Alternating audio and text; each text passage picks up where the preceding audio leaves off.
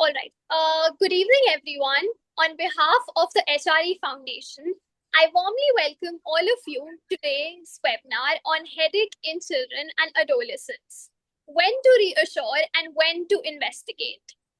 Headache is one of the most common neurologic complaints in children and adolescents. While most headaches are benign, some may be the first sign of a serious underlying condition.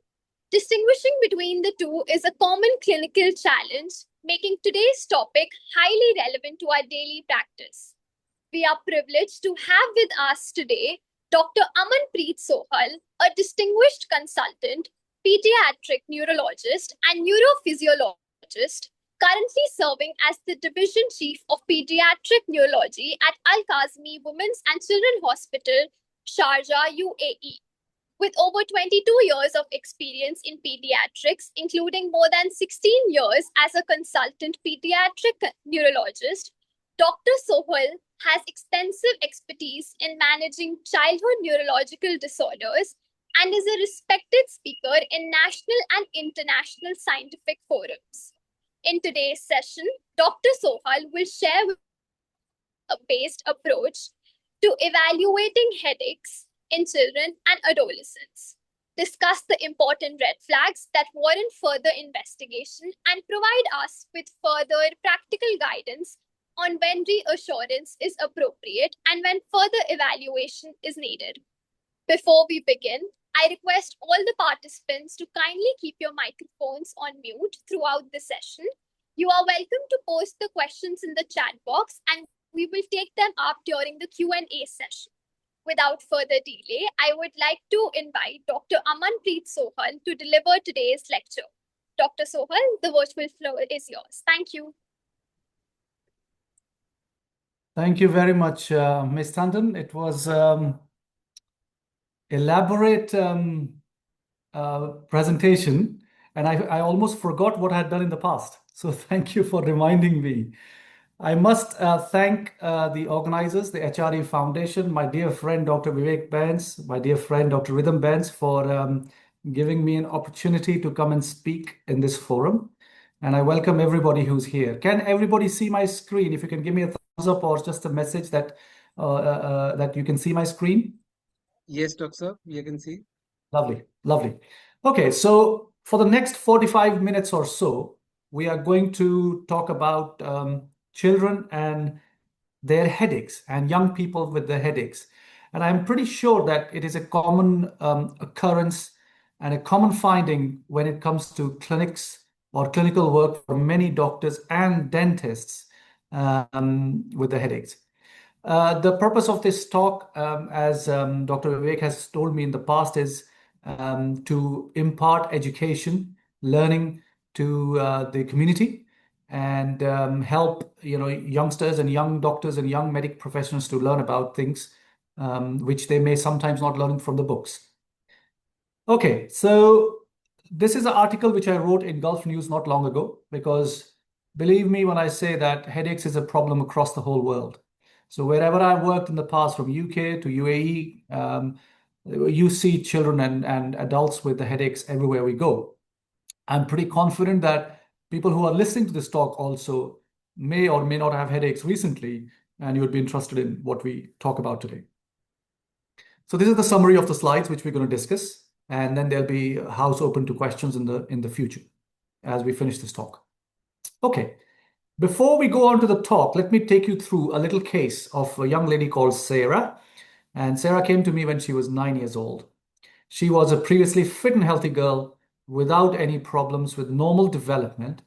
But then she started having headaches, which were worsening over the past 3 weeks. The headache was constant all over her head. And a couple of days ago, before she came to see us in the ER, she started to have blurred vision as well. Although she didn't have any photophobia or phonophobia, no nausea or vomiting, or no fever or no travel history, the blurred vision is what made the parents really worried, and they brought her to us to have a quick look at us. When I saw her in emergency, she was in some sort of discomfort, but her higher functions were normal. Her neurological examination was completely normal. She had no signs of any infection, and all her examinations seemed to be completely normal, including her walk. At this point, I usually ask the audience when I do a physical in-person talk that what else do you want to know from me as a neurologist before I go ahead and do the talk? So I understand this is a virtual kind of platform, so I'd move on from this. But usually the questions which people ask me at this point of time is, how bad are the symptoms? Are they happening during the day or are they happening during the night? Did she have any fever? Did you do any brain scans? So and so forth. These are the questions which usually the audience asks me when I do this particular talk. Well, what we did was we also did her examination. Apart from just the general neurological examination, we also carried out a complete ophthalmology examination. And what we found out was that she was unable to abduct her left eye. So basically, she was not able to look to the left. Only the right eye moved, but the left did not move at all. It would stay in the middle. And, along with the blurred vision, she also had double vision, also called as diplopia. So people who are medical trainees or dental trainees will understand that the medical terminology for double vision is diplopia. When we looked at her fundi, we found out that the disc margins, which is the optic discs, which attach your the optic nerve to the eye, was also a little bit swollen, and the margins were not very clear. At this point, I asked the question, what do you think is going on? So if there are any residents listening to me, if they want to just unmute and just quickly tell me what do they think, if there are any residents here. Ms. Shraddha, are there any residents or it's just a community staff? No, they are participants. They're participants. Okay. So basically what this means is that your back of the eyes are swollen. So in layman terms, your eyes are the mirrors of your brain. So if there is pressure at the back of the brain, it transmits through the optic nerve and it shows at the back of your eyes. So if your fundi or the discs are swollen, that means there is quite raised pressure in your brain.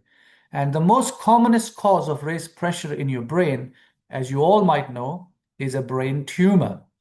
So when we see a child or a young person with double vision, blurred vision, and a swollen optic discs at the back of the eye, we tend to worry that this could be a brain tumor.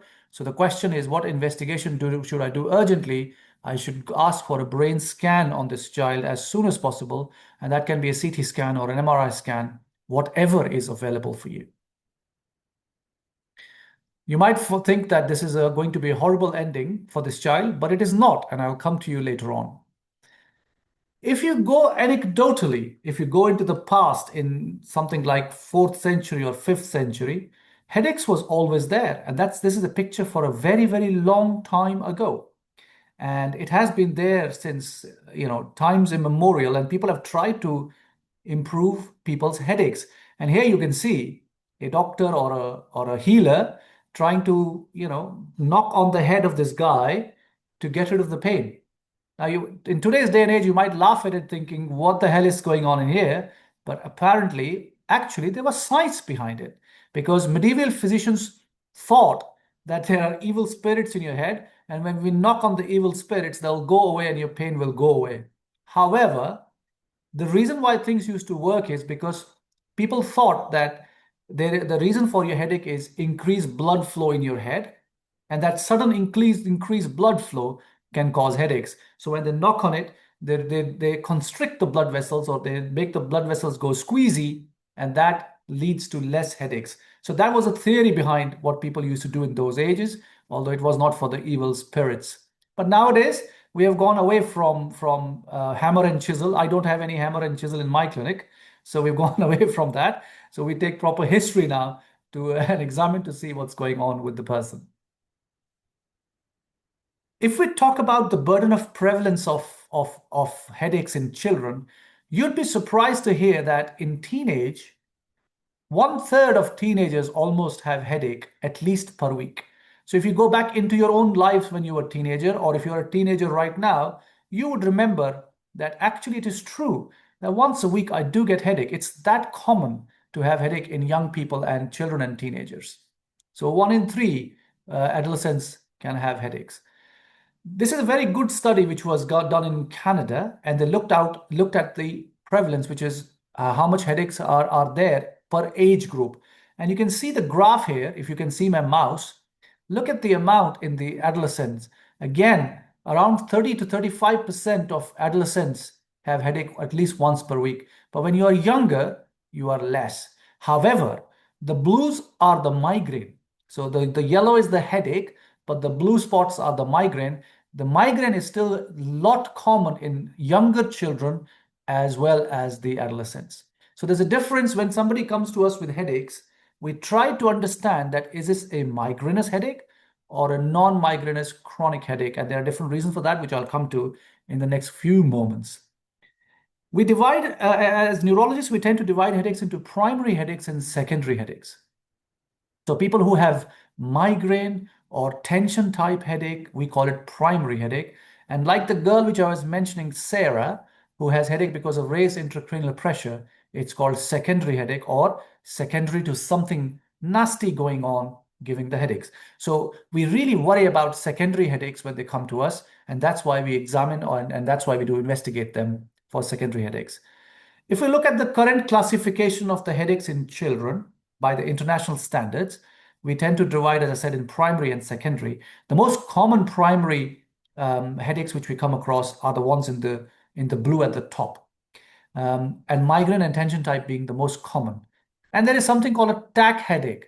TAC is trigeminal associated headache, and the dentists in the group will know that this part of the face, which I'm alluding to now in when you can see my screen, is the headache around this part of the face, and that can be very nasty when people get trigeminal associated cephalgias. They're called cephalgias, or in simple terms, the nerve which supplies to this part of the face starts to give you pain or headache as well. This is the key slide for people to understand that headaches is not just for childhood. There's a huge chunk of children who end up having headaches when they grow up into adulthood. This was a very big study which was carried out over 20 years. So they took children from very young age, from the age of 5, 6, and they took it up till the age of 25 for them. And they found out that three quarters, up to 75% of these children ended up having adults headache as well at some point in their lives. So it is a big problem. Like I usually jokingly say sometimes, as a neurologist, for me, managing or treating headache is a headache in itself, because it is so many kids we see. In my clinic on a daily basis, if I see 15 or 20 kids, 2 or 3 come with headaches as well. So it's so common for us. The most important part of dealing with the headache is history. If we haven't taken the history properly, we will not come to a diagnosis what needs to be done. And again, if you look at the evidence, this was a guy who in 2003 and then McLeod in 2005, they looked at a huge majority of children, not for investigations. They just went through the doctor's history or the GP's, how they took the history, and they found out that if you do a proper history, you can come to a correct diagnosis in almost all of the children. So if a child comes to me, for example, at the age of 6 or 7 with headache, and I know there's a strong family history of headaches and migraine, I don't need to do invasive investigations like brain scans and this scan and that scan. Where I come from, where I've trained, we try to investigate as little as possible. We don't subject the children to scans if they don't need to. If I've taken a proper history and I know this is migraine, I don't need a CT scan for that. As a matter of fact, nobody else does. So it's important to take the right history. Talking about history itself, if you can see this slide, focus on the red marks only. This is what I do in my daily practice. When was the headache? How did it begin? How frequent was it? How long did it last for? And then this is a very important point.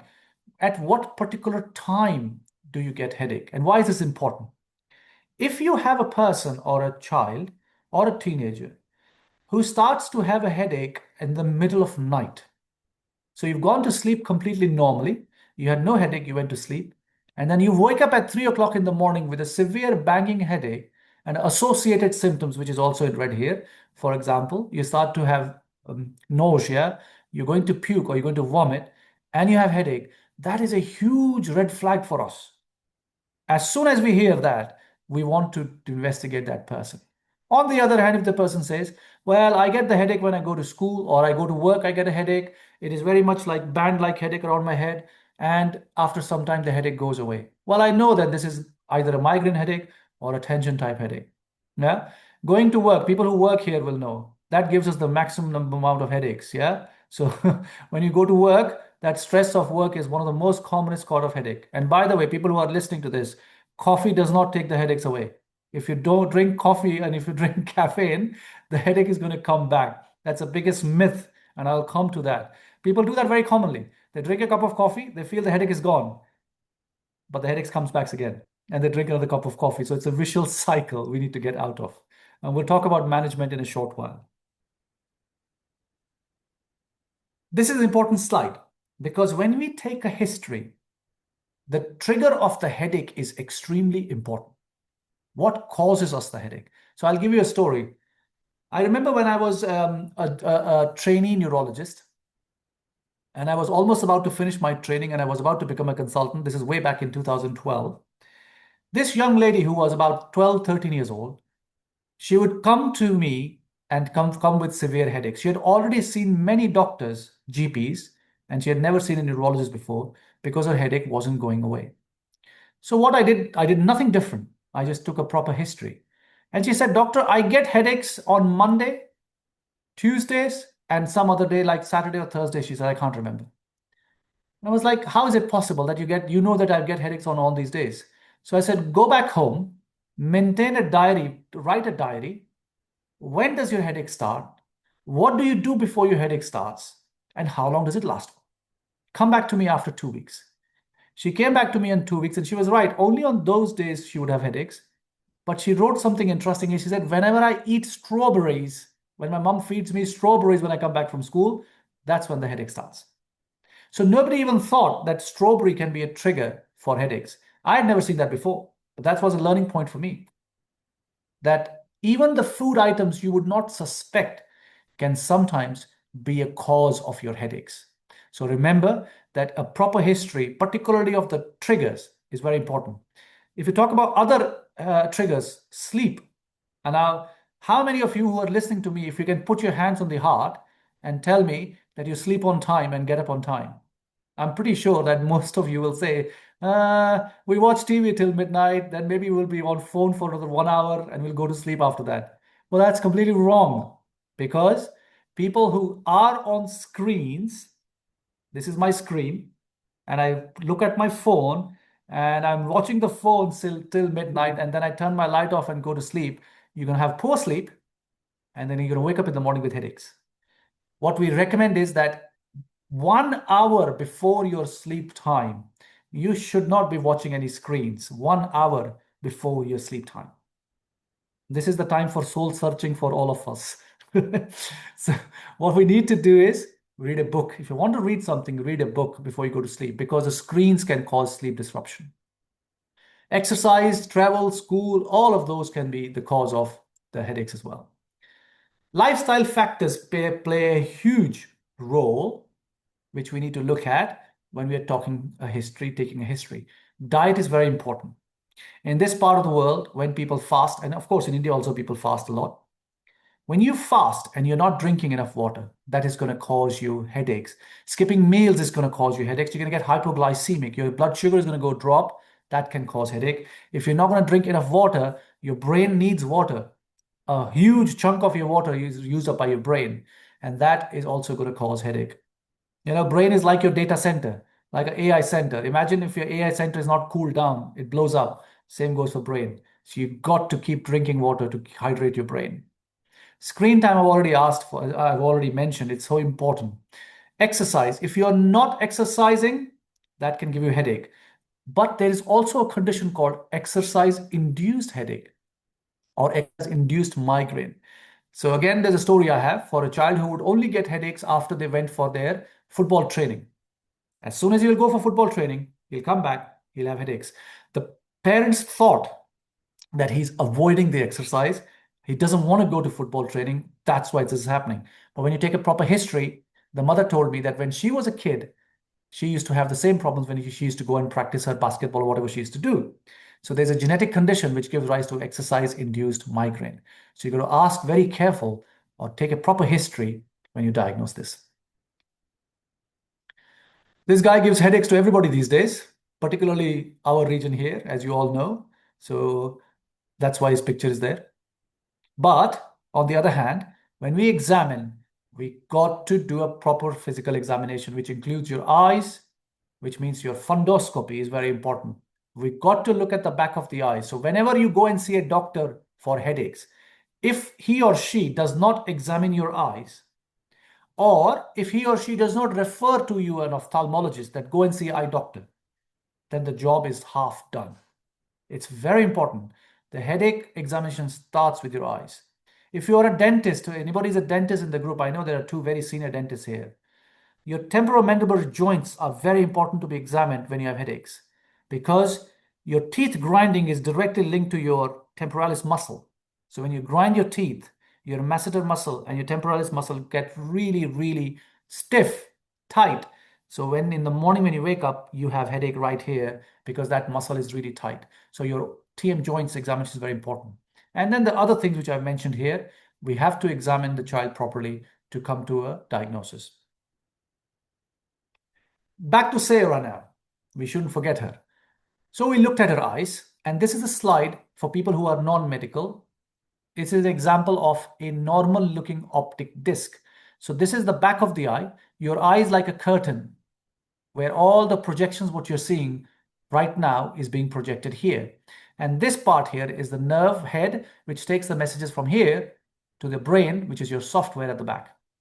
So you can see very clear margins of the optic disc. This is how a healthy disc looks like. But if I go for mild papilledema, you can see a little bit of disc blurring. To moderate when you don't see the edges, to severe when you can see even bleeding marks here. This is hemorrhages happening around here. So this is mild disc edema, this is moderate disc edema, and this is severe disc edema. So this girl, Sarah, when I saw her, she was somewhere here, mild disc edema. So that was very clear that this young lady has got raised intracranial pressure or raised pressure in her brain, which is giving rise to her headaches. Right, moving on. What are the types of migraine or headaches which I come across? So rather than focusing off all of that, because some of it is outside the scope of this talk, I'm going to focus on the top two here. Migraine is the most common cause of headache or primary headache in people, children, and adults alike. And migraine can come in two forms, without aura and with aura. So here I usually ask the question to the staff, to the audience, what do you understand by aura, or do you know what aura is?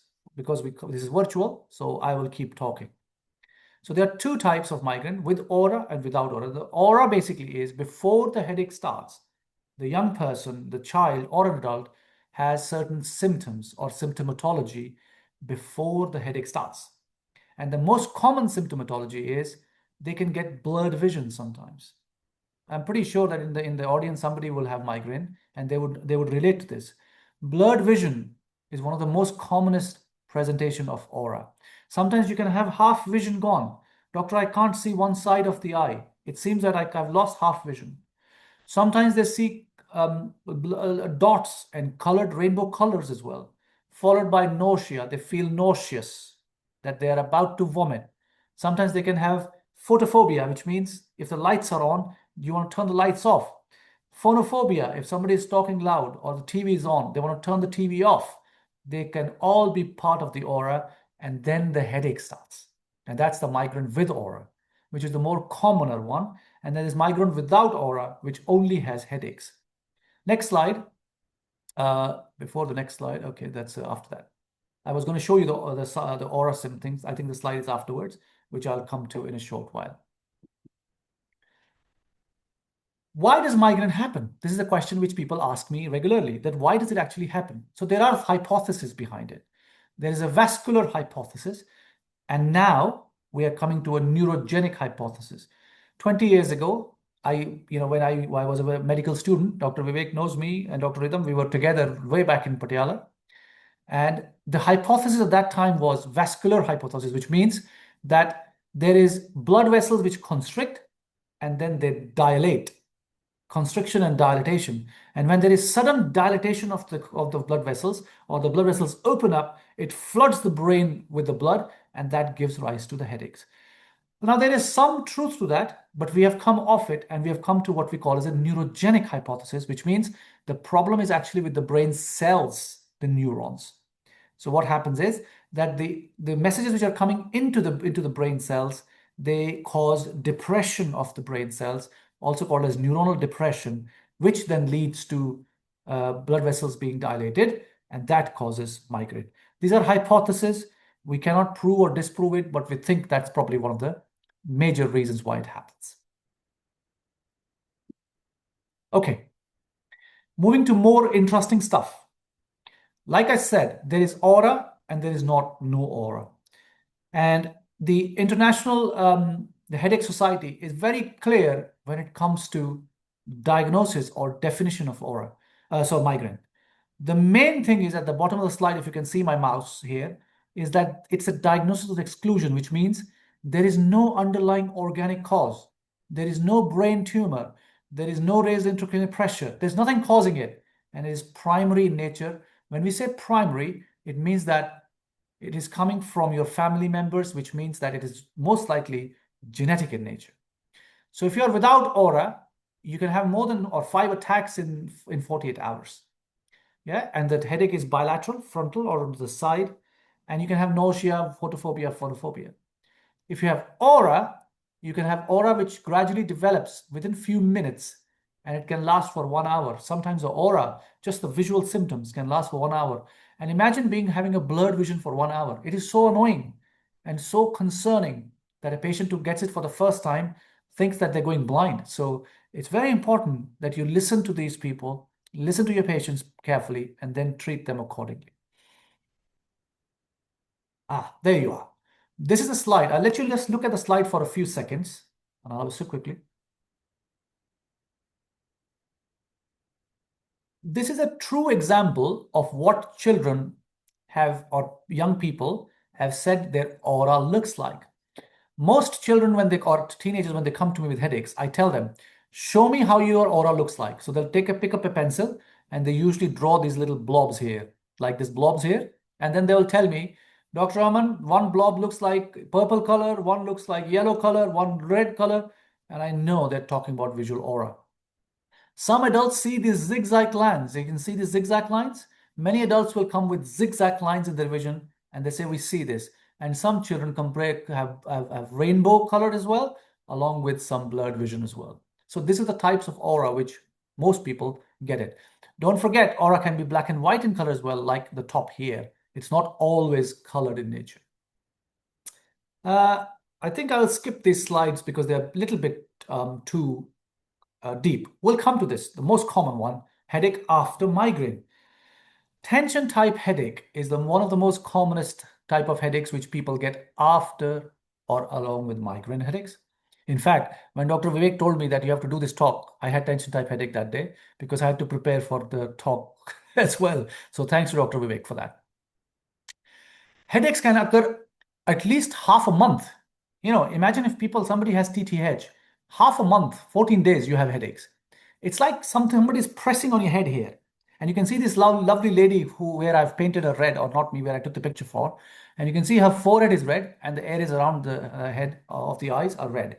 So this is the area where you feel pressure building on it. And it doesn't get worse by physical activity. It's just there. It's a very annoying type of headache. You sleep at night time, you're absolutely fine. You wake up in the morning, you're absolutely fine. And then within a few hours, this starts to happen. And most commonly, it happens from stress. Tension type headache usually happens because of stress. And there's no underlying cause for it. So you got to treat it in a very compassionate, very empathetic manner. This is a severe type of headache. I really wish that nobody gets this type of headache, because I do have a few patients with cluster headache, and I really feel sorry for them. And as you can see in the cartoon, one side of the face for the poor patient or the poor child, they are severely affected. and their eyes, sometimes they say that my eyes is so bad, I want to pull my eye out. It is so bad. And that's called a cluster headache. That's the hallmark of a cluster headache, that is one-sided, unilateral, orbital, which is around the eye. And you get that feeling of tearing, as if somebody is just pulling on your eye, and severe watering from the eye as well. And that can last for 1 or 2 days. And if it lasts longer, it can be debilitating for the young person or the adult. So cluster headache is something I wish nobody gets, because it's very hard to treat as well. This is something which, again, can be difficult to manage for us neurologists, but the people who have chronic daily headache are usually okay. They go to their work, but that nagging, annoying headache is always there. And it's a combination of people who have migraine and people who have tension type headache. So they get migraine attack. Migraine attack is quite severe. It goes away within 24 to 48 hours. Then they get tension type headache or stress headache because of the migraine or work. And that ends up in what we call as a chronic daily headache, which means they just get headache every day. They're usually fine at the nighttime when they're sleeping. One thing which I, as a neurologist, make sure I tell, and this is for everybody listening again, this is an important point. If you have headaches, please don't take paracetamol or ibuprofen on a daily basis. Particularly paracetamol is well known to give what we call as overuse headache. So if you are taking paracetamol twice a day or 3 times a day for 1 week for headache, I assure you that after 1 week, when you take paracetamol also, headache is not going to go away. It's going to get worse, because now you've given yourself what we call as overusage headache. So always ask your doctor or a neurologist who's prescribing that what do we do? And if you're taking these medications, stop them and take advice of your doctor. And remember, overuse headaches. Okay, my slide, why is it stopped? It's working now. Right, now we come to the last part of the slides, which is how to manage these children. What investigations do we do? I will remove that. Don't need to concentrate on all the investigations, but the key is the imaging here, MRI scan. Now remember, like I said to you, if you have red flag signs, which I'm going to show you now, which comes back to the case study of the Sarah, that if this girl had papilledema or she had papilledema, which is disc edema, that's when we worry about. That's a red flag. So the red flags are, if your disc is swollen when you examine the child, if you have coughing and sneezing and your headache is worsening, when you are lying down at night time and your headache is worsening, positional headache, and it's not getting better, and it starts to cause you to have vomiting and nausea, that's the time that you need to go to a neurologist and say, I need neuroimaging, I need imaging for my child, or I need imaging or brain scan for myself because I'm having these symptoms. Okay, so take a moment to look at the slide, that these are the red flags that need to be brought on if you have headache. If you are waking up at night time with headaches, if you are nausea and vomiting is happening at night time with headaches, if your discs are swollen, if you are sneezing and coughing and your headache is getting worse, or if it is positional, which means when you're standing up or sitting, you're fine, and you lie down and you get really bad headache, that's a time to go and see the doctor straight away. Back to my case, Sarah. So what did we do? We did a neuro MRI scan, it was normal. And then we measured, this is my colleague measuring the pressure. We take a fluid from the back of the, what happened here? We take a fluid from the back of the, for the spine, and you see that the fluid, this is the CSF, if we can see my slide. Why am I getting, sorry, Sharjah, I'm really sorry. Can you tell me that you can see these yellow lines coming up on the screen? Yes, I can see the yellow lines. Why is this happening? Sorry about that. Do you mind if I just quickly stop share and share again? Just give me 1 second.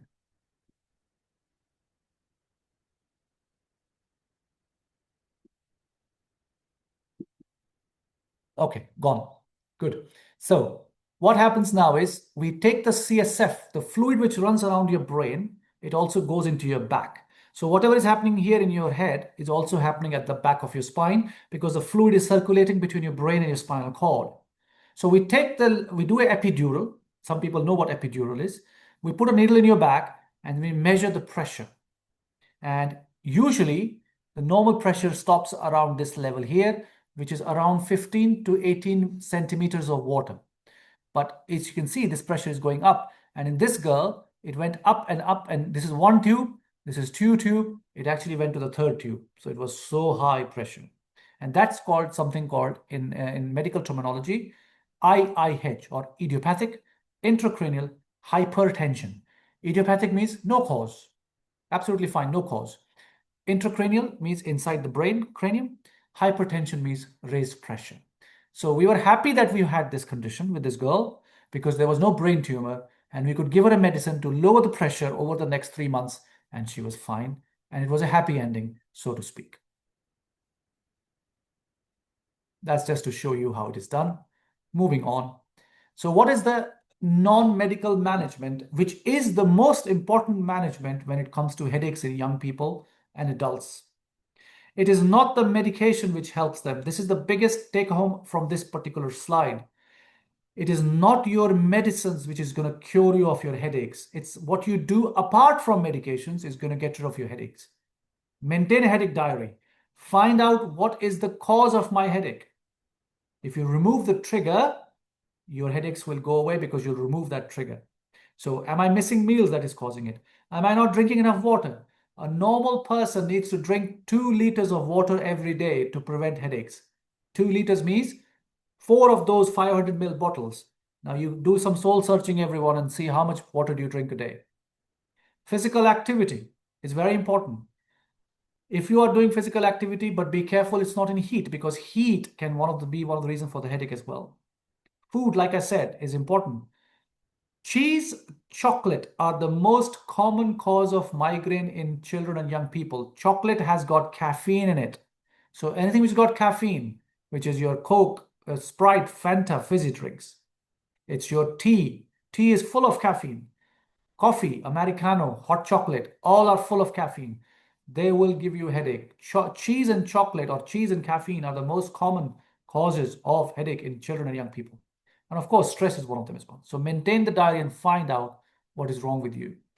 Again, sleep hygiene is very important. For young people who are listening to me, if you need 8 hours of sleep at night time, it doesn't mean that you go to sleep at 2 o'clock in the morning and you wake up at 10 o'clock saying, I have 10 hours of sleep. That's not how it is going to work. Because your brain has a hormone called melatonin. Everybody knows about melatonin. When the sun goes down, your brain secretes melatonin for you to go to sleep. If you're not going to go to sleep, that feedback goes away. So when you wake up in the morning at midday, you wake up with a headache like a hangover. It's because you haven't slept on time and the body wanted you to. So make sure, try to sleep on time. Regular physical activity is very important. People who start doing yoga, for example, if you do yoga, if you do physical activity a few times a week, your headache goes away. Strength training, people don't understand and don't want to do this because it's hard. Strength training in the gym really helps with your hyperactivity, poor focus, and headache as well for adults. Swimming or going into water is a really calming effect on hyperactivity, focus problems, and headaches as well. And then relaxation techniques as well.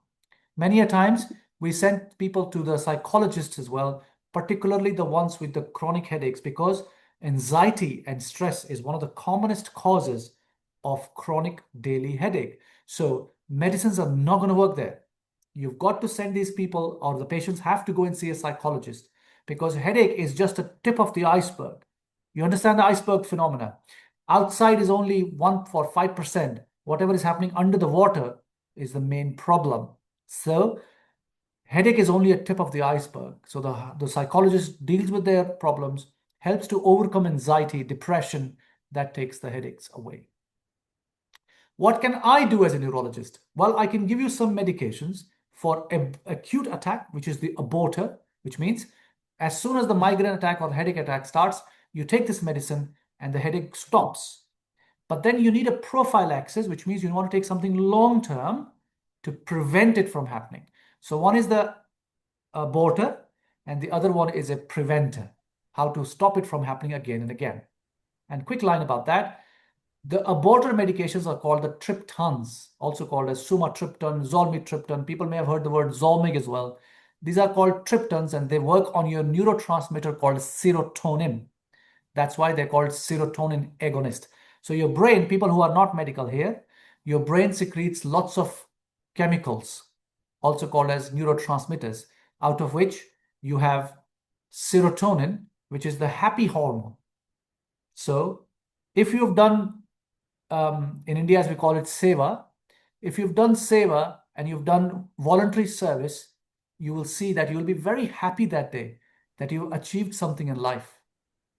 When you go cleaning, if there's a water body needs cleaning and you do it without people giving you any money, you will come back home and you'll feel very happy in yourself. That's your serotonin working. On the other hand, if you take chocolate, if you eat chocolate, it releases dopamine, and dopamine is a craving hormone, and you want to eat chocolate again. It doesn't give you happiness, it gives you pleasure. So don't confuse dopamine and serotonin. Triptans are serotonin agonists, which means they secrete that and they release the pressure on the neurons, and your headache goes away. And then you come and see me or other neurologists, and we start you on prophylaxis, which means long-term medication, sometimes from 3 to 6 months. And the most commonest use is, if you can see my mouse, is something called propranolol, which is a medicine for blood pressure, but on small doses is extremely good for migraine. Yeah, so propranolol is used in adults and children very commonly for migraine, and that's a list of medications I will not go into because we go by them by one to treat the migraine attacks. Just a couple of more slides now, and we're ending.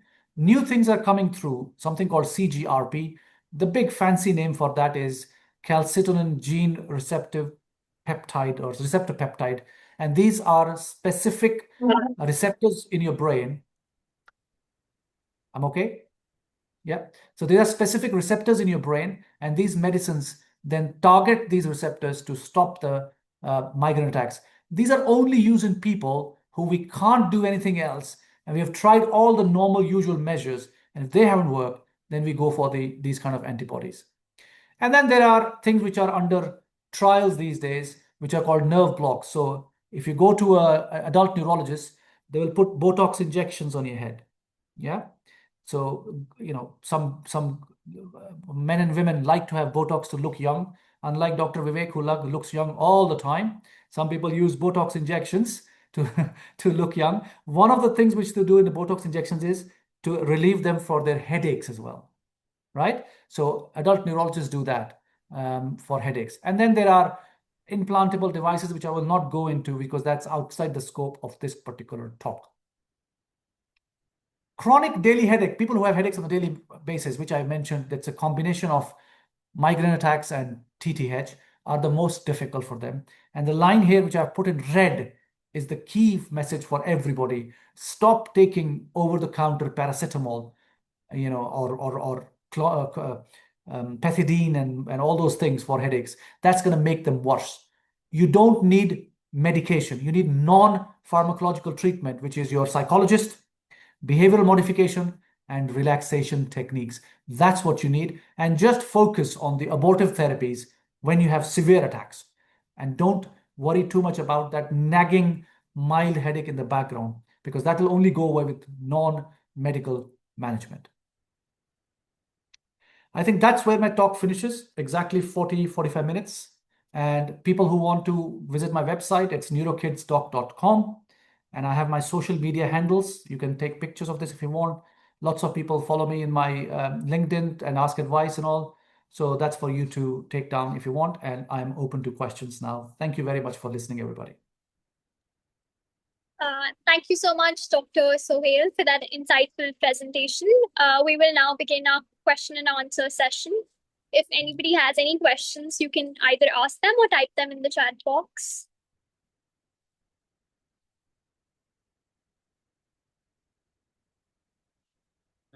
Shraddha ji, kuch questions, I guess they are in chat box. Yes. Please. So there's this one question that is, coffee plus aspirin is the most common practice amongst health professionals. Can you elaborate on that? Coffee plus aspirin is amongst health professionals. Well, that's actually kind of true, because if you go back to your medical school days and your postgraduate day, we all used to live on coffee. And then coffee would give you a headache and you'll take aspirin for that headache to go away. Unfortunately, that is not the right practice. People do it, and I understand why people do it, but you are going to get dependent on caffeine, and that caffeine is going to give you a lot of headaches later on in your life.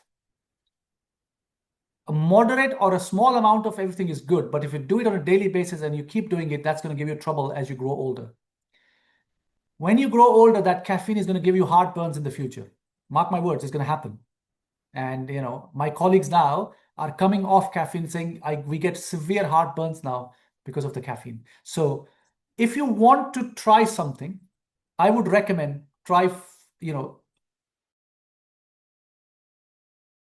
hydrate yourself with enough water. Hydrate yourself for 2 liters of water on a daily basis and see what it does to you. So unfortunately, coffee and aspirin is not the right thing to do.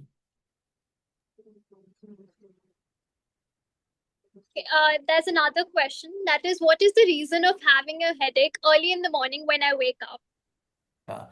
So there can be a lot of reasons for that. And that's where a proper history is very important and a trigger to know what the triggers are. But I'll tell you from my experience, what are the most commonest reasons for people waking up with the headaches, provided they haven't had alcohol at night time. Let's just remove that variable out first, that you did not have alcohol the night before. If you don't sleep properly and you've had a screen time just before that. So the common thing is like this. I'm not able to sleep, so I will open my phone and I look at the phone. I'm looking at the phone and that's giving me cognitive overload, which means my brain is still very active and I'm not able to sleep. Then I put the phone away and I close my eyes and I drift off to sleep generally. But whatever I have been watching on my screen is giving me dreams or nightmares, and I'm waking up and you get disruptive sleep. And then you wake up in the morning and you have headache. So it's a combination of lots of things which cause headache in the morning. What to do for it? Again, try it for a few days. Set up a routine for yourself that at 10 o'clock, I am going to go to bed, or 10:30, pick any number. But 30 minutes before or 1 hour before I go to sleep, I'm not going to watch any screens, including TV. I'm going to open a book or have a dim light in my room. I'm going to open a book or a novel, which is not a horror novel. That's going to cause problems.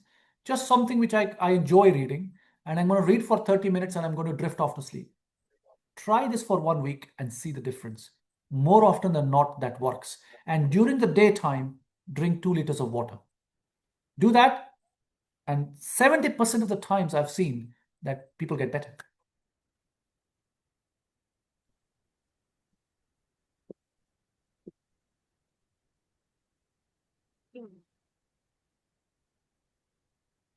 Somebody's writing in chat box number 7 now. Yes, somebody said that, sir, is it normal to get headaches if we don't eat food at proper time? Absolutely correct. And this is Miss Sharon Sara. You're absolutely right. Because if you are in a routine that I'm going to have my lunch at, let's say, 1 o'clock, and I'm going to have a dinner at 6 o'clock or 7 o'clock, and you break your routine and you're not eating enough, that causes hypoglycemia, which means your blood sugar drops, and that can cause headaches. Absolutely right. So if you have a routine set up, try not to break the routine, otherwise headaches can happen. And remain hydrated. Keep drinking enough water.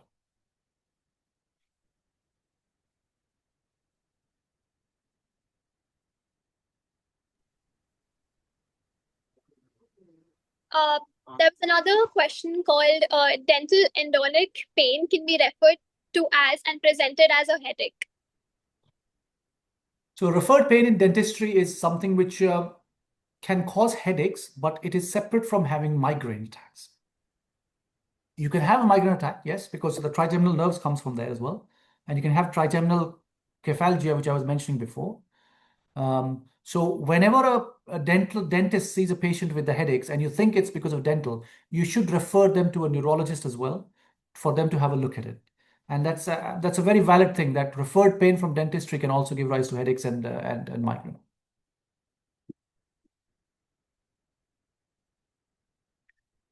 So somebody's asked this question, Dr. Vivek, the headaches does occur as a side effect of long-term use of medications? Yes, absolutely. There are some medications, people who are taking immunomodulation, for example. Some people are taking anti-chemotherapeutic agents or cancer drugs. They can all give rise to headache for long term, well known. But for general population, please stop abusing paracetamol and ibuprofen. That's the take-home message from here, because these overuse of paracetamol and Panadol can give rise to migraine and headaches as well. So please be aware of that.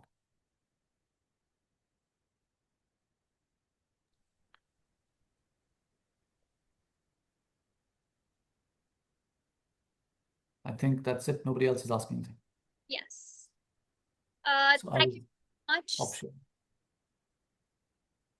Thank you so much, Dr. Aman Sohal, for such an enlightening and engaging session. Your session clearly provided us and cleared all our doubts. I'm sure all our participants found the session highly informational and clinically relevant. We sincerely appreciate you taking the time to share your expertise and valuable experience with us.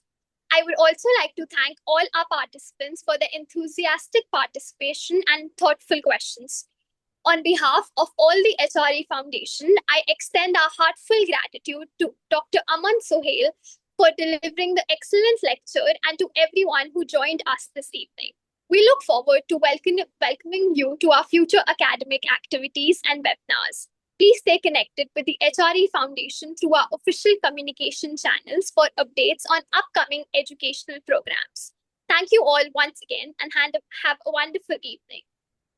Thank you, Ms. Shraddha. Thank you very much. Thank you. Thank you.